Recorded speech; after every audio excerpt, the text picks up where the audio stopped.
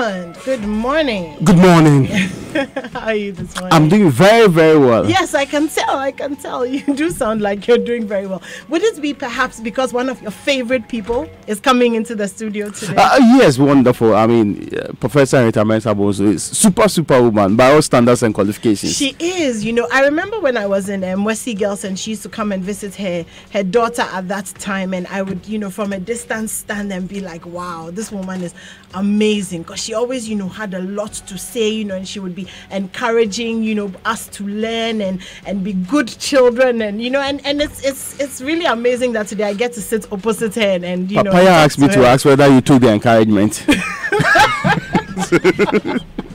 I'm relaying the message. Are you sure this is from Papaya? I'm just the conduit. Yeah, the conduit. Yes. I've heard. Oh, are you conduiting yourself for the singing that you said you are singing at Open Mic on Friday? For the record, I actually said I'll do both the poetry and also the wonderful lyrical delivery. Hey. Yes, I'm just letting you know ahead of time. So what song are you singing? But what if I tell you now, how would it be a surprise to the rest of the people? We don't need it to be a surprise. I know the naysayers are there. I know that those who are of the considered opinion that I do not have what it takes to. But anyway, I will shock them to the bone. Can I just say, yes, I believe in you. And coming from you, I'm really worried. The first one that you said you believe in. I believe anyway. I believe, yes. Let's so Open Mic is going to be big anyway. Yes, yes. And it's on Friday at the Plus 233 Jazz Bar and Grill from 6 p.m. We will all be there. All of us. We will be singing. We'll be doing spoken word, poetry. It will be an amazing night with lots and lots of surprises. Gus will be on the ones and twos. Benuma, Raymond Aqua, myself. I mean, amazing stuff. 6 p.m. till I perform. Okay, Raymond. Yes. Thank you very much. Yeah. Can you do? Okay. Well, and then also there's the Kids Olympics as well, coming up in February. As well, so get your kids started. Yes, we're asking a question, and I'm sure you would have been interested in that particular question. When you were young and preschool, school, what sport do you do? Preschool. Preschool, school. Yes, business school. My earliest memory of sports was Wesley Girls, and that was what did you do? Short put. It's called short put. There are certain kind of people who do short put. Yeah, of course. We were the strong ones. I see. Yeah. That's all. And javelin. You won any? Yes, we did very well at Interco. I think we were second. Sorry, you. It was a team effort. I believe you. Yes. You don't believe individual effort. We don't believe in individual efforts. I get your point. Team efforts. Oh, wonderful. I'm also a swimmer. So it's okay.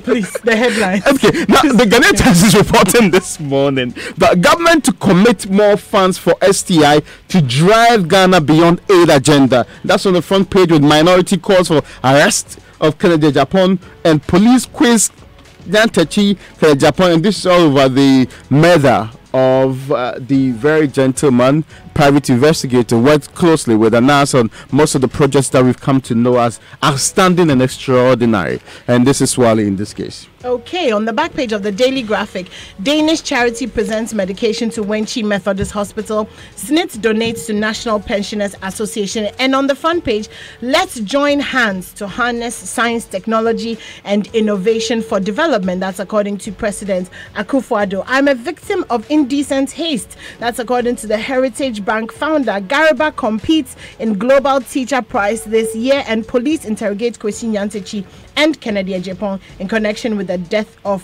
Hussein Swale. Now, the Graphic Business is reporting this morning, don't increase electricity tariff. And this is the people of the Republic of Ghana behind Health Life CEO, who, of course, they are into manufacturing of food products, but I'm sure you and I also agree with him. So we are putting our weight behind it.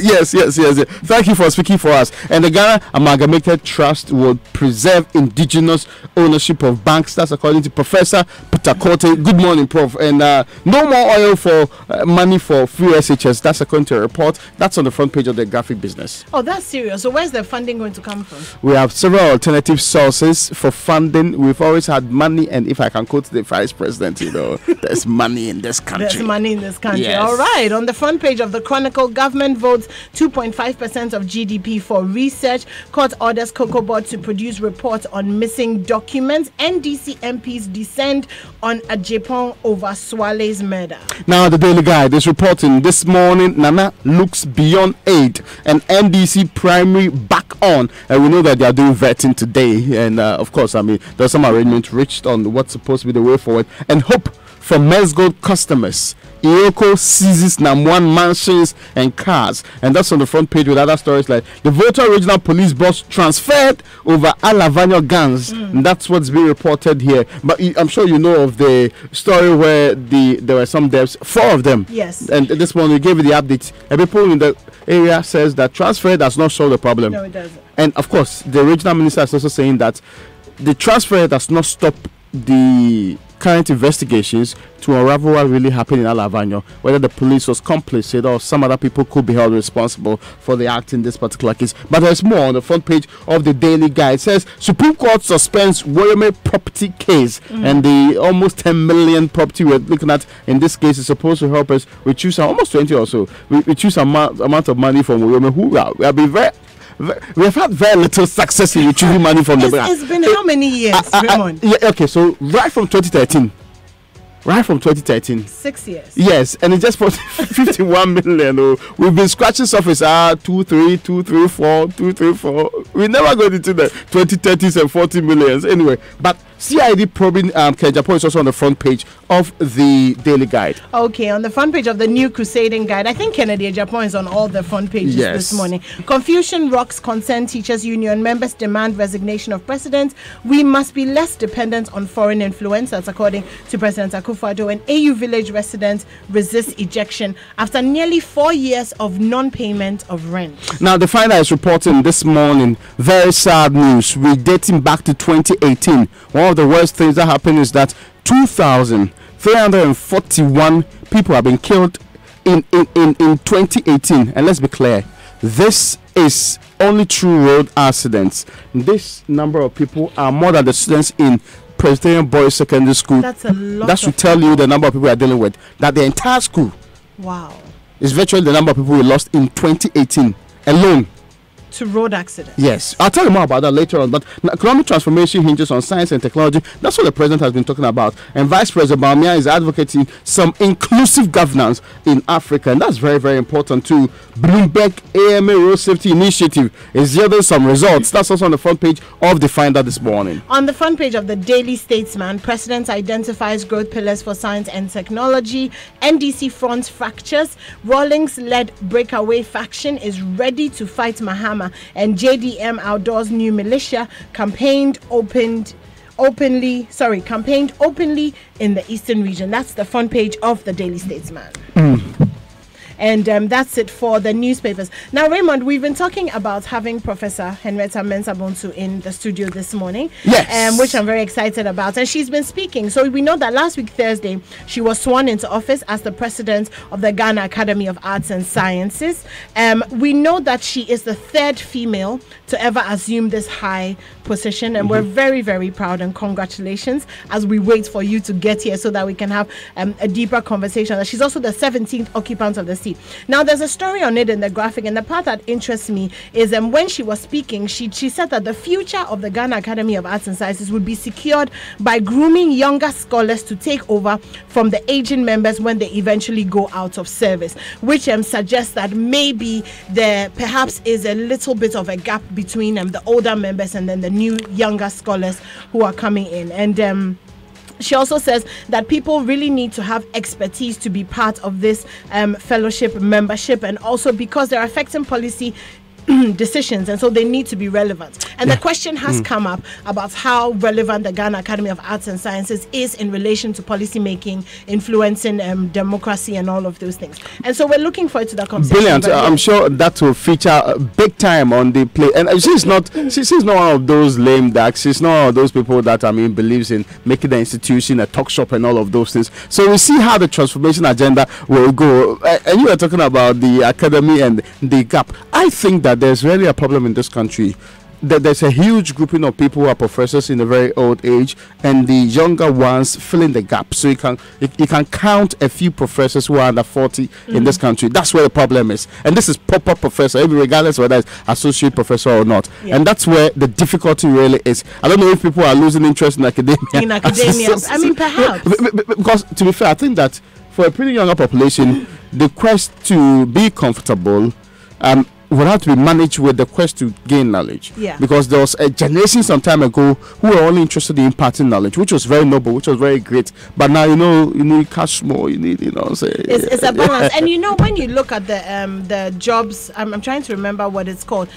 Every year or every few years, there's a list that comes out of the skills that are necessary for success. Yeah. You find more and more that having to be high up in academia is not factoring as much in terms of success and making money. We have obviously the Facebook owner, we have the WhatsApp, we have all these gurus who are not as high up. So perhaps maybe it's influencing the young people into feeling like we don't really need to be all the way up there, unless of course we want to teach. But the teacher's reward is in heaven, complete heaven, because you're doing God's work. You are teaching people. Yeah, right. Like the teacher's reward is not on earth. So money should not be the motivation big time, but just I should give them enough comfort for them to be able to deliver on the job. Indeed. Because I'm not sure any teacher wakes up in the morning and tells the wife that heaven will provide this morning. I know. Yeah, I doubt how many wives will take that. We will not accept that.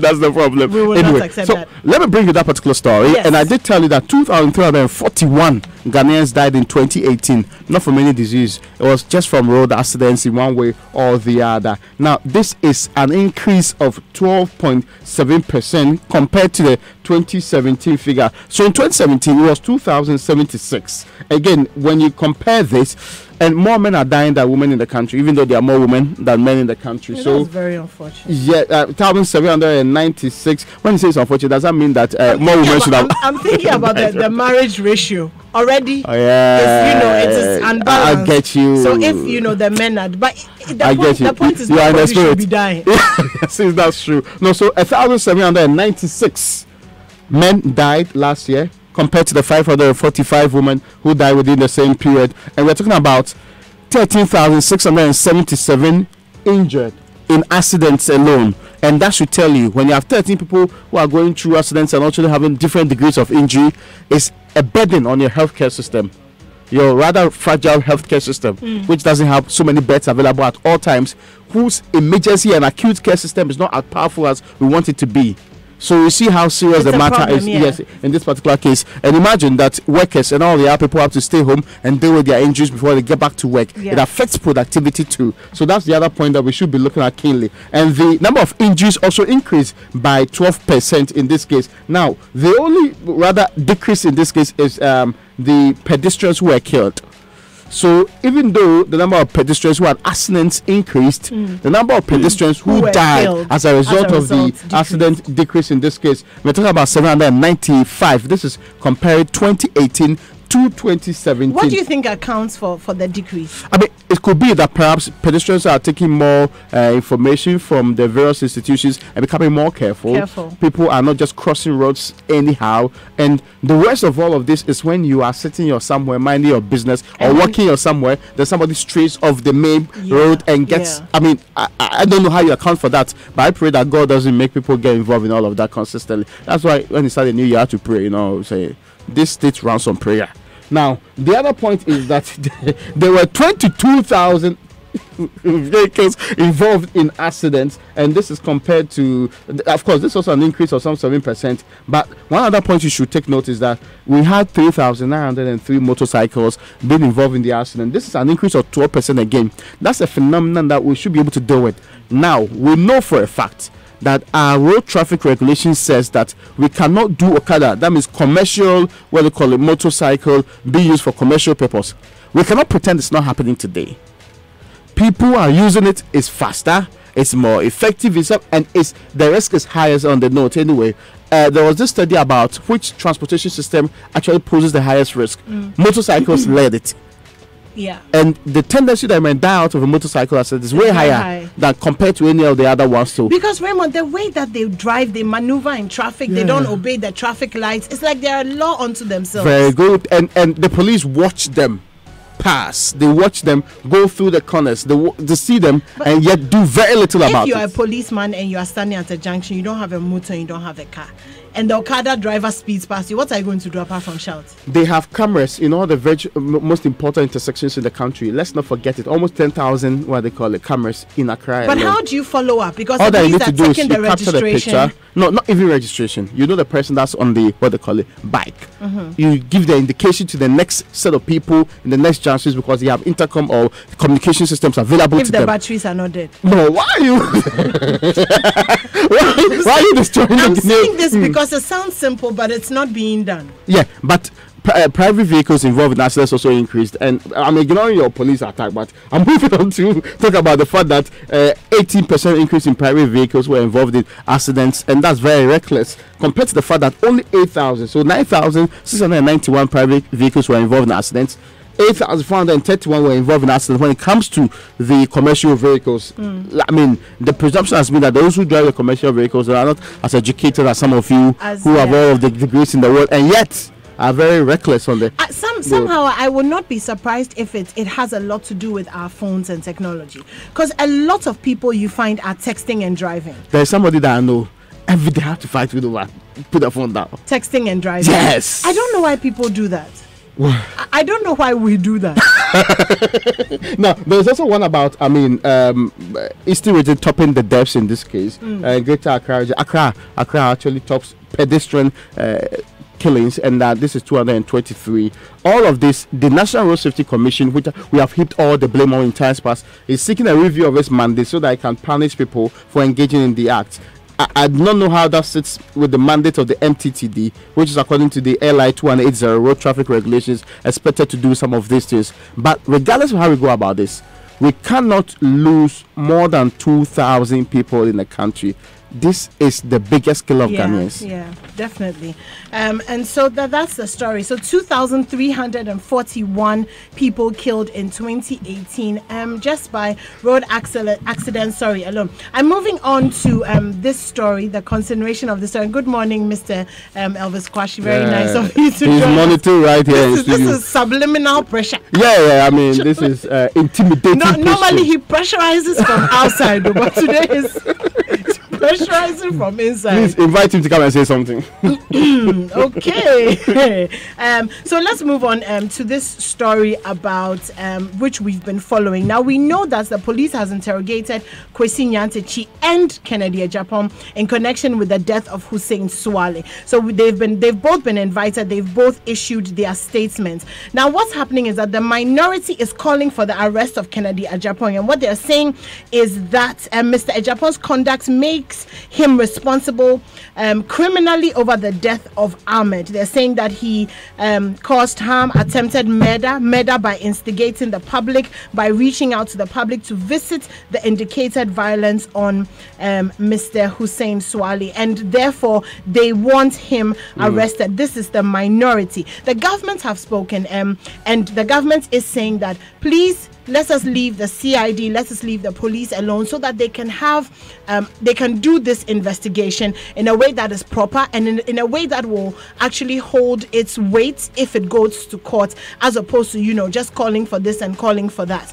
So that's the government's response to that. And so we'll be watching this story. We are really, really hoping that the people who are responsible for this will be held accountable. Yeah, so that the environment will be safer. Our ranking on freedom of the press will also improve in this particular, but more importantly, justice to the family. Yes. Anyway, now Raymond, 1 minute. Yes, your next story. I'll do so because EOCO is actually seizing some properties of Nam1, Nana Piamens of Men's Gold. Actually, the man is in Dubai. We understand will face trial February 2, but EOCO is making headways in tracking some of his properties. Now, the Daily Guide is reporting that EOCO has already secured 40 luxurious cars and a number of mansions belonging to Lam1, which could possibly be sold.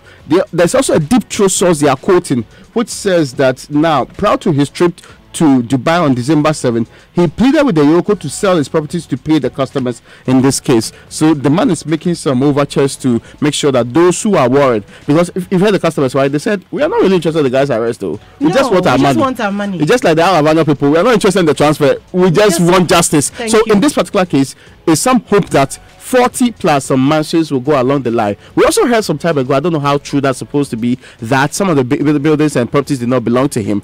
I have a few ideas of who else ought to be giving up some car for it, but maybe in the near future we'll discuss in the near future. Raymond Dakwa. Now we're moving on to the online news, and the online news review is brought to you by Zenith Bank, in your best interest, and Goyle Good Energy. So it's a new year, and it is still good energy with Goyle, your reliable energy partner. Enhancing your engine performance and prolonging the life expectancy of your vehicle should be a top priority. So continue to get the best quality and value for money from Goyle Super XP and Diesel XP, and trusted range of lubricants from our 360 service stations across the country. To all our valued customers, we say thank you. We value our partnership with you. Because of you, we are still number one and still CIMG Petroleum Company of the Year. Let's continue the partnership to build our economy. Goyle, good energy. Goyle, proudly Ghanaian. Goyle, Yenara Yedia. Now, starting the year right is a big deal. Buying a car is another big deal. But buying a brand new car at a heavily discounted price at this time of the year is a big deal. So Premium Motors Limited, sole authorized partner of Renault in Ghana, presents the Renault Big Deal. Your favorite Renault Duster, Logan and Sandero have been heavily discounted just for you to start the year in grand style. So the Renault Duster is going for a cool 16,500 Ghana cedis. The Logan is going for $11,600, and the Sandero for $11,300. And this is the deal that you've been waiting for. With good fuel consumption and exciting safety and entertainment features, the Duster, Logan or Sandero is just what you need. Rush now to the Renault showroom at Atiko Junction on the Kaneshi Odoko Road, or call 030-707-9977 for more details. The offer is valid until the 8th of February 2019. Terms and conditions apply. Renault, passion for life. Raymond, why are you smiling at me? My hometown, we say we're not, but I mean, listen, in my head, clearly there was a battle in my head, left side, right side. Renault, but we know that is.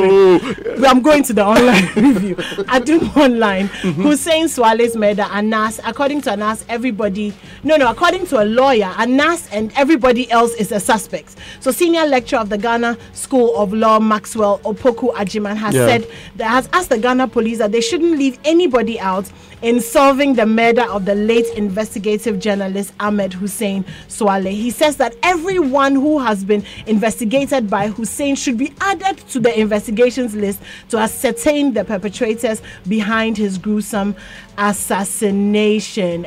Also, the Ghana Bar Association is appealing to the IGP and Interior Minister to stop the brazen murders. The Ghana Bar Association says it's frightened by the recent upsurge in murders in the country. In a statement released on Monday, the association said it finds the brazen nature of some of the murders and the blatant disregard for human life by the perpetrators very disquieting and frightening. And it is, Raymond, it's very brazen. I'm not afraid at all. BBC.com is reporting Mozambique hunts anti-corruption t-shirts. Police in Mozambique have camped outside the office of the main anti-corruption body NGO, the Center for Public Integrity, to stop the distribution of campaign t-shirts. The organization has printed 10,000 t-shirts with "I'm not paying hidden debts" as a reaction to the debts the government has incurred, which has left us with a $2 billion bill. And that's it for the online news review. Raymond, thank you very, very much for being here with us. Thank you so much too.